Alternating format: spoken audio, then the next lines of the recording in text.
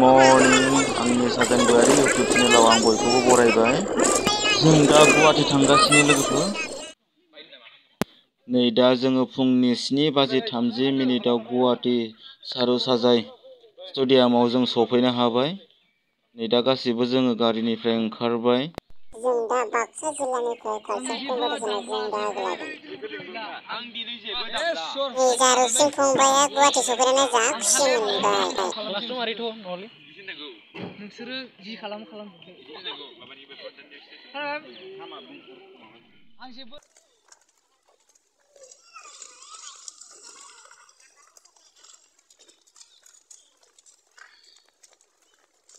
जों दा ब्रेकफास्ट जानो थांगासिनो।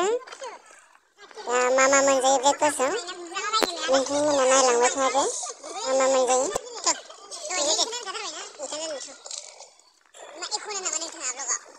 मा होनदों फंबाय?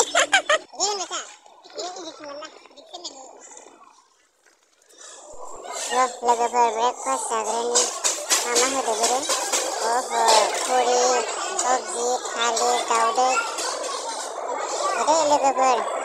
ब्रेकफास्ट जाना लाग्रोनायनि उनाव लोगो मोनगोन। आंनिबो अनसनाय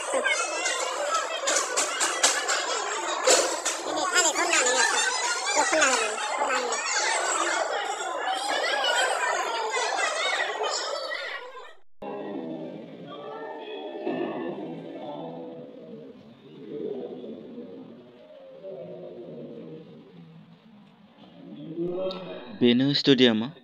जोङो स्टेडियाम आलासि जिरायग्रा VIP रुमाव जोङो ड्रेस खालामगासिनो कम्पिटिसननि थाखाय। दसेनावनो जासिगोन। जोङो रेडि खालामबाय दङ। बेनो गुवाहाटीनि सारुसाजाय इन्दिरा गान्धी स्टेडियामा। मैया ISL गेम दङमोन।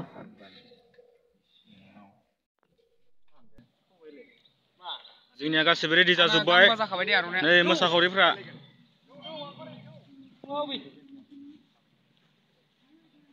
फैदो बरिया जोहोलावफोर। जों दा प्रग्राम जायगासिम थांगासिनो लोगोफोर नायलांबाय थादो।